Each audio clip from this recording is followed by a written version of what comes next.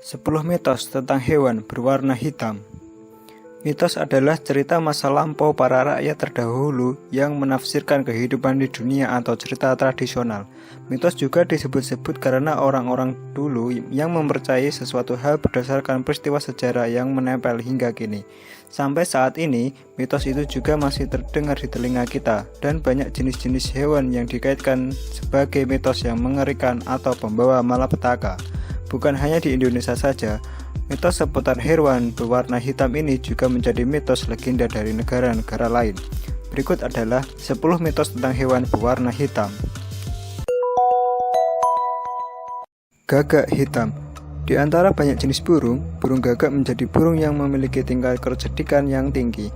Namun, gagak hitam sering dikaitkan oleh hal-hal buruk seperti simbol kematian atau penjemput ajal. Ketika gagak hitam mengelilingi rumah, pertanda akan ada yang meninggal. Selain itu, gagak hitam jika dijadikan sate, maka akan mengundang genderuwo, karena gagak hitam adalah hewan peliharaan dan kesukaan genderuwo. Kucing hitam. Mitos tentang kucing hitam ini adalah sebagai pembawa sial atau pembawa hantu. Hal ini dipercaya karena pada zaman Babilonia kuno dulu, kucing hitam dijadikan ritual, dan kucing hitam juga sebagai wujud dari seorang penyihir pada zaman itu. Hal ini lebih diperkuat karena pada suatu hari mereka melukai kucing hitam, dan beberapa hari kemudian bekas luka tersebut terlihat pada seorang wanita yang dimana luka dan tempat luka terjadi di tempat yang sama pada tubuh wanita itu. Selain itu, kucing hitam dianggap sebagai pembawa sial, apalagi ketika bertemu di jalan maka akan datang nasib sial. Ayam hitam. Ayam hitam ini biasanya dijadikan tumbal sebagai pelaris dan pengobatan untuk seseorang. Selain sebagai ritual, ayam hitam juga memiliki darah hitam yang menurut mitos, hal itu yang membuat bangsa jin, hantu, dan makhluk halus lainnya suka dengan ayam hitam ini sebagai santapannya. Ayam hitam juga digunakan sebagai pelengkap kekuatan mistik biar lebih sempurna. Selain itu, ayam hitam yang disebut sebagai ayam cemani itu berasal dari Jawa kuno yang berarti hitam legam. Semua hitam termasuk darah beserta dagingnya. Ayam cemani ini juga banyak dicari oleh orang Indonesia untuk ritual sajen atau untuk ritual gaib. Anjing hitam. Anjing hitam ini dipercayai sebagai makhluk penjaga pintu neraka. Anjing hitam ini sulit ditemui.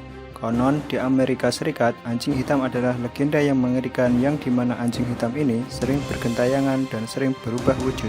Dan jika di Meksiko, anjing hitam sering menghantui pria-pria yang selalu berjalan pada tengah malam.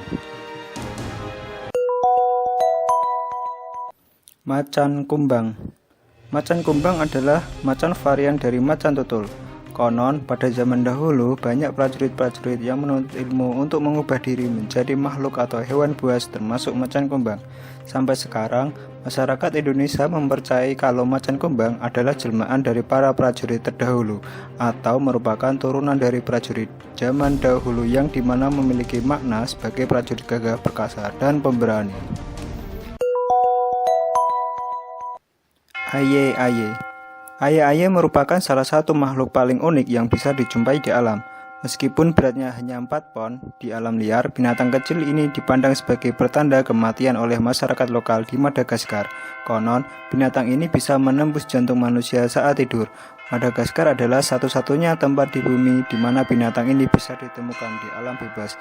Menurut legenda setempat, aye-aye yang memiliki mata gelap, jari-jari yang panjang, dan penampilan menjijikan diperkirakan menyelinap ke rumah penduduk desa terdekat dan menggunakan jari tengah untuk menembus jantung manusia saat tidur, sehingga tahayul tentang aye-aye berkembang karena ia tidak takut manusia.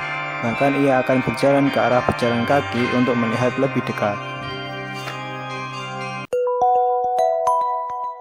Laba-laba hitam. Sebagian masyarakat Eropa percaya jika bertemu laba-laba di pagi hari itu tanda akan ada duka cita atau keprihatinan. Sebaliknya, jika melihatnya pada malam hari akan membawa kebahagiaan. Sedangkan kalau melihatnya di siang hari, itu tandanya mereka bakal dapat hadiah. Namun, mitos tersebut terbalik dengan yang ada di Jepang. Pasalnya, jika melihat laba-laba hitam di malam hari, dianggap sebagai jelmaan iblis. Sementara, sebagian orang Indonesia percaya jika ada laba-laba hitam yang besar masuk rumah, maka itu adalah pertanda bahwa rezeki akan datang. Kupu-kupu hitam. Dalam berbagai belahan dunia seperti Filipina, Cina, dan Amerika Tengah, kupu-kupu hitam dianggap sebagai pertanda kematian. Oleh karena itu, kupu-kupu hitam yang muncul di dalam rumah merupakan pertanda bahwa seseorang akan meninggal dunia. Orang Yunani kuno percaya bahwa kupu-kupu adalah jiwa-jiwa yang meninggal. Selain itu, kupu-kupu hitam yang muncul merupakan pertanda bahwa seseorang anggota keluarga yang telah meninggal sedang mengunjungi keluarganya yang masih hidup. Pada intinya, hal ini berhubungan dengan kematian.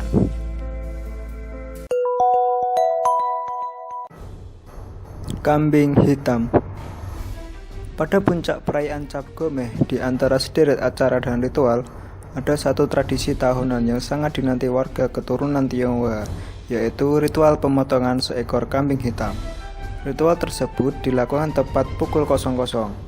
Kambing hitam yang dikorbankan, selain warna bulunya harus hitam secara keseluruhan, juga mata dan lidah si kambing juga harus gelap. Saat pemotongan, darah kambing yang mengalir ditampung dalam ember.